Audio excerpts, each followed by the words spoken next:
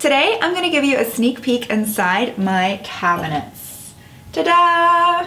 So I'm sharing with you all the things that I have stocked in my pantry right now. So let's start up here. First off, you see all these packages up here are different versions of seaweed. I love seaweed. This is great as a snack. It's great to eat just on its own, or I like to actually take some cut up avocado and roll it up like a little sushi roll and eat it. So sea snacks are great. They're one of my favorite brands. They come in different flavors, but there's all different types of seaweed you can find. See Pacific Nori, some more sea snacks, different flavors. I also have these spring roll skins. You can get these in Asian sections of the grocery store, Asian grocers, and they're basically just made out of rice, or this one's actually tapioca, starch, water, and salt. And they're what makes those clear wrappers that you sometimes see on Instagram or Pinterest. You see these beautiful veggie or fruit spring rolls. They're made with these spring roll skins. So I don't use them all the time, but every once in a while it's fun to make like a little handheld lunch or snack. I also have tons of nut butters. And so you'll notice that my nut butters are all in glass jars. And I prefer that because the plastic jars, I think, are not the best option because plastic has BPA and phthalates and chemicals that can leach into whatever food is inside. And especially for something like nut butters, which are really high in fat, they tend to absorb more chemicals than other foods. So I really like these brands. Artisana is great. This cashew butter is amazing. So versatile. Tahini, which is sesame seed paste, so you can use this in a lot of different ways as well. It's great to make your own hummus or salad dressings instead of using oil.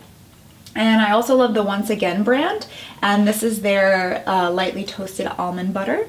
So I do find that nut butters are super expensive for the most part, so tahini's not too bad, but I like to buy really all of my packaged and dry goods online at somewhere like vitacost.com because it's so much cheaper than buying it in the grocery store. So if you want to save a little cash, definitely buy your nut butters and really any of your dry goods on a place like Vitacost. Okay, I also have this So Delicious culinary coconut milk. This is my favorite. I used to use canned coconut milk for a lot of years, but then this came out and I switched over. And that's because canned foods are also capable of leaching chemicals into your food, so you want to avoid that. And again, coconut is very high in fat, so it's probably gonna have more chemicals leached into it than some other foods. So I love this culinary coconut milk, and you can use this for curries, you can use this in soups, dressings, all sorts of things, desserts. So this is really, it's so creamy and so rich. This is my absolute must-have staple in my kitchen. I also have tons of nuts and seeds here. So some of them are raw, like I have these raw walnuts here that I usually just get. These are from Whole Foods. Sometimes I'll get them from the bulk section. Kind of depends, whatever's cheaper. And I also have, sometimes I'll get sprouted nuts, which I actually don't have at the moment. But I will get, or these are actually sprouted, but these are sprouted and seasoned.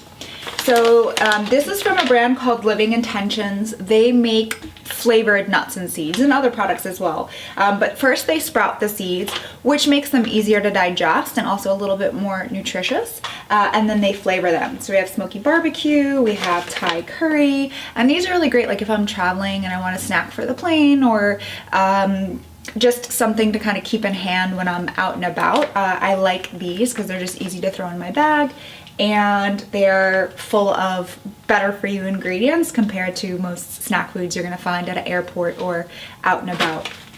So these are great. This is an absolute godsend. I am obsessed with this Simple Mills artisan bread.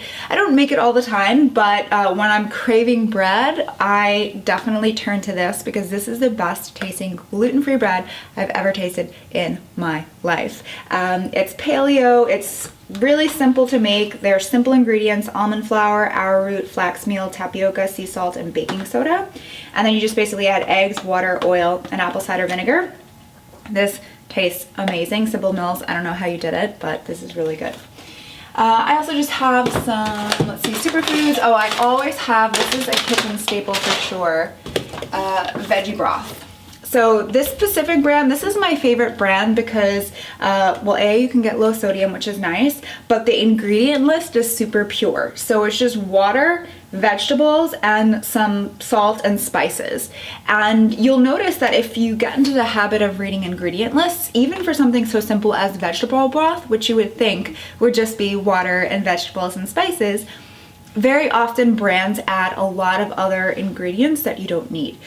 So I love that this brand is super clean. There's no added sugar, there's no preservatives, there's no crazy chemical sounding ingredients. It's just super clean. So the Pacific brand is my go-to. You usually find it on sale. I also have some quinoa here. I have another big bag there. Quinoa is a great high protein food, especially if you're vegetarian or vegan. You want to make sure that you're eating protein at every meal. I mean, we all do, but people who are vegetarian and vegan in particular, you do want to just be cognizant of it.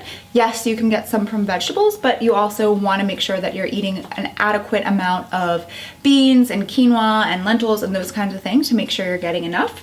So this is the Vitacost brand. Again, it's sort of like a bulk staple. So sometimes I'll get it from the bulk section, or I'll usually end up ordering it online from Vitacost. So now we get down to this shelf. This is the fun shelf. Where do we start? So back here I have a couple boxes of dates. These I got while traveling in Dubai, but you can get dates at your local grocery store, health food store, wherever. And I turn to these whenever I want something sweet. So in my opinion, getting our sweetness from fruit is the best way to get sweet stuff. And because dates are so sweet, you can pretty much turn them into a dessert. So what I sometimes do is I will blend some dates with sometimes some chocolate chips. These are actually completely unsweetened chocolate chips from a company called Pasha. It's organic, unsweetened. So you don't want to eat these on their own because they're super bitter and super dark. But when you blend it with the dates, they're sweet. So I blend it with dates, chocolate, and some nuts, whether it's walnuts, pecans, almonds, cashews, and it kind of makes like a little cookie dough, and I'll eat the cookie dough if I want something sweet. And I love, that's another really great tip. That's from the Real Food Grocery Guide, that if you are eating something sweet, whether it's a real dessert or again just fruit, you want to pair it with something that's high protein or high fat, like nuts, for example, which will help ensure that your blood sugar doesn't go completely off the charts just from eating that straight sugar. I also have this Bonza Pasta, which is pasta made from chickpeas. Super cool. I've tried so many different brands of alternative pastas and gluten-free pastas, and in my opinion, this one tastes the best. I just really like the texture of it. It doesn't get too mushy. It looks like regular pasta. It tastes like regular pasta if you put regular pasta sauce or toppings on it. So this one's definitely a winner. If you're someone who's gluten intolerant or has a sensitivity to gluten, you just want to be careful because there is xanthan gum in here, and some people still have a little bit of a sensitivity to that. So just be on the lookout for that. Another alternative pasta brand that I love is Explore Cuisine. So that's these guys. This is their organic black bean spaghetti. They have a bunch of different varieties, yeah, this just happens to be what I have on hand here, but I love their products because their main ingredient is really just the bean or whatever it's made from. So for example, this one is made solely from organic black beans, and yeah, it tastes really good. This one doesn't taste exactly like pasta, and it definitely doesn't look exactly like pasta because it's black, but for someone who's into healthy eating, I think this would be good. If you're trying to convince someone to eat a little healthier, I think this would be a better first step. Another staple in my kitchen are lentils. These are great in the winter to make soups and dals, like the Indian dals. And these are the red lentils. These cook up really fast, so some of the other lentils take a bit longer. These really, you could actually cook them in like 20 minutes or so. So these are great, and you really just need to cook them in a pot with some onions and garlic and lots of water or vegetable broth. You could add some carrots and celery if you want, but that's it. They're super simple to make, and you have this great soup that you can, batch cook and keep for the week. I also have coconut butter down here. So coconut butter is different than coconut oil. You'll see it's quite a bit thicker. You can see it's kind of dry in there, and it melts. It's more like butter. So sometimes I will put this on gluten-free toast, or usually I'll use it in some sort of vegan dessert, and it is absolutely divine. It's super creamy. So this is gonna be a little bit drier and more buttery-like versus the coconut milk. So this you would use for curries and soups and sauces. This is a bit drier. This is great for spreading, or where you only need a little bit. Also smoothies is a great place to put it, where you just want a little bit of that creamy fattiness, but you don't want like a ton of liquid. So this is great. Speaking of desserts, I also have some date syrup here and date sugar. So depending on what you're making, you might want to use a different sweetener. Again, I prefer the sweeteners that are made from fruit because I just think they're going to be a little bit better than the straight refined sweeteners, and definitely better than artificial sweeteners. So depending what you're making, this is the date syrup, and this is date sugar, which is literally just granulated dates. So I don't make desserts all the time, but when I do, I'll use one of these better sweeteners. If I'm not using straight dates, I'll use one of these depending on what I'm making. Now I also have this Thai Kitchen red curry paste. I get the green curry paste as well. And this is one of my favorite tricks for getting dinner on the table in 20 minutes or less, is simply making a curry. These two together are a match made in heaven, and this is really all you need. If you've been traveling or just had a crazy week and you haven't cooked, you can throw together a curry really fast, and you could use fresh vegetables, but if you don't have them, you could use frozen vegetables as well. So even if you have been traveling for weeks and then you just get home and you're tired, you don't have to call a takeout. You could whip up something like this if you have these stocked in your pantry. So I like this brand because it is only real food ingredients. There's no crazy additives in there, and it's also in a glass container, which I prefer. And once you open this, you will want to refrigerate it, but for now it's fine. And then I also just have some coconut chips. These are, I don't know how I ended up with so many bags. I literally have 3 bags of these. I don't know why I keep buying them.